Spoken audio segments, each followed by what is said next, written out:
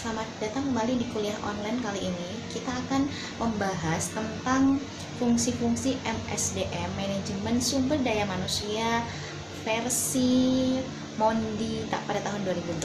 Apa saja? Yaitu yang pertama, kegunaannya untuk staffing atau penyediaan staff.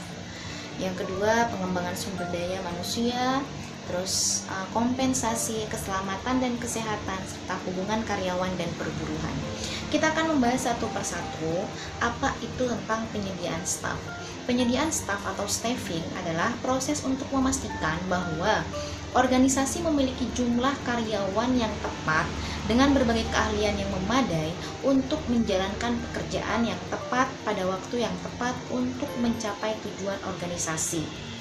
Jadi, agar memaksimalkan fungsi para sumber daya manusia yang ada di sana, keahlian-keahlian para stafnya, maka perlu nih adanya yang namanya staffing seperti itu. Nah, penyediaan staf itu mencangkup analisis jabatan. Kira-kira orang ini cocoknya di mana? Itu yang disebut dengan analisis jabatan. Perencanaan SDM. Nah, tentu kita harus merencanakan secara matang.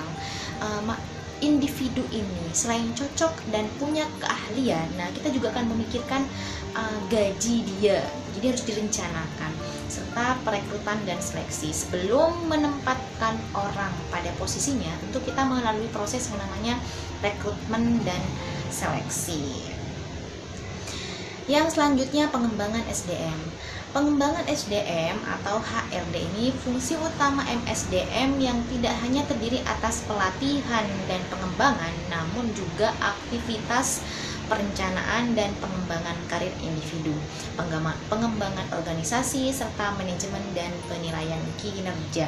Jadi, dalam rangka mengembangkan sumber daya manusia yang ada di perusahaan atau instansi tersebut, maka fungsi utamanya juga mencangkup perencanaan dan bagaimana mengembangkan atau potensi dan karirnya terhadap individu yang dimiliki oleh perusahaan. Selanjutnya ada kompensasi.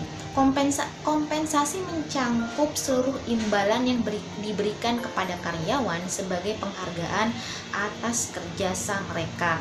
Nah, kompensasi itu bisa berupa kompensasi finansial langsung atau bayaran yang diterima dalam bentuk bonus, gaji, upah, komisi, ataupun hal-hal lain yang langsung diberikan dalam bentuk finansial. Yang kedua, kompensasi finansial tidak langsung atau berupa tunjangan. Semua imbalan finansial yang tidak termasuk dalam kompensasi langsung, seperti misalkan cuti dibayar, cuti sakit, liburan, asuransi kesehatan dan sebagainya. Jadi ada tadi kompensasi pekerjaan, kompensasi langsung dibayar, di mana berupa upah, bonus dan sebagainya. Nah, yang kedua ini yaitu imbalan finansial tidak langsung dalam bentuk tunjangan, misalkan tunjangan kesehatan atau rekreasi, misalkan yang lain, makan siang staff misalkan, atau semacamnya, banyak ya. Yang selanjutnya, kompensasi non finansial. Kepuasan yang diterima seseorang dari pekerjaan itu sendiri atau dari lingkungan psikologis atau fisik di mana orang tersebut bekerja. Jadi bagaimana kita dengan non finansial itu berupa pujian, jadi dipuji, atau yang tidak berupa finansial. Keselamatan dan kesehatan. Keselamatan adalah terlindunginya para karyawan dari luka-luka yang disebabkan kecelakaan yang berhubungan dengan pekerjaan. Misalkan kalau perusahaan kapal misalkan, nah bagaimana para karyawan merasa aman, merasa terlindung saat bekerja, misalkan saat terjadi kecelakaan dikonter oleh perusahaan, seperti itu.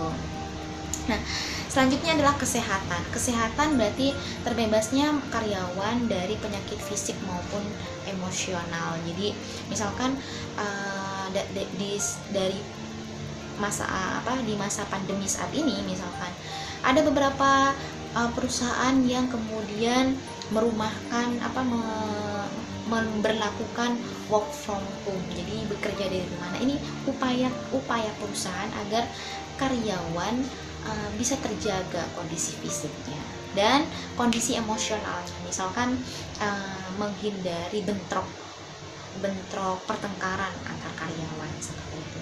Kedua aspek di atas penting karena para karyawan yang bekerja dalam lingkungan yang aman dan menikmati kesehatan yang baik akan cenderung lebih produktif dan memberikan manfaat jangka panjang bagi organisasi. Pasti ya, kalau misalkan udah merasa aman, merasa baik, merasa nyaman, baik itu dari terlindungi tadi, keselamatan kerja dan kesehatan juga terjamin, itu lebih bersemangat saat bekerja. Selanjutnya, hubungan karyawan dan perburuhan. Suatu perusahaan secara hukum harus mengakui adanya serikat pekerja dan berunding dengannya dengan iktikat baik jika para karyawan perusahaan tersebut menginginkan adanya serikat pekerja untuk mewakili mereka. Jadi biasanya ada beberapa perusahaan yang ada serikat pekerja. Jadi pekerja yang bekerja di perusahaan tersebut kemudian membentuk serikat kerja. Nah, hubungan antara serikat kerja dengan karyawan ini, dengan perusahaan ini harus berjalan dengan baik. Aktivitas SDM yang terkait dengan perundingan kolektif seringkali disebut sebagai hubungan industrial. Oke, selanjutnya kita ke saling terhubungan fungsi-fungsi MSDM. Bagaimana kemudian seluruh bidang fungsional manajemen sumber daya manusia yang saya sebutkan tadi itu saling terhubung erat. Keputusan-keputusan yang satu bidang akan mempengaruhi bidang-bidang yang lain, pasti ya.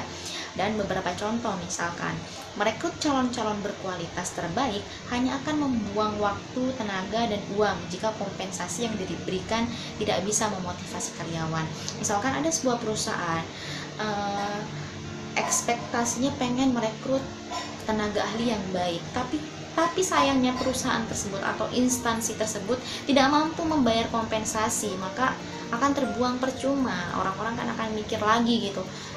Dan yang terjadi kemudian banyak pegawai yang resign atau banyak pegawai yang tidak puas, tidak nyaman bekerja di perusahaan itu. Poin kedua, sistem kompensasi yang baik tidak akan efektif tanpa ditunjang dengan lingkungan kerja yang aman, sehat bagi karyawan. Misalkan gajinya besar, sudah oke. Sayangnya sangat membahayakan karyawan. Misalkan dia bekerja untuk ngecat di gedung pencakar langit tanpa ada asuransi kesehatan, itu kan tidak aman pekerjaannya. Nah, secara garis besar akan saya cantumkan, akan saya berikan bagan-bagan yang telah dirumuskan oleh Mondi ini di slide berikut ini. Nah, itu dia.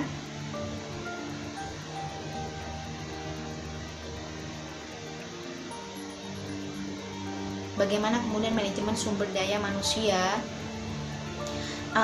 itu berperan penting dalam aspek-aspek penyediaan staf, pengembangan sumber daya manusia, kompensasi, keselamatan, hubungan karyawan dan perburuhan. Jadi ada mereka itu saling memiliki fungsi 5 fungsi tersebut.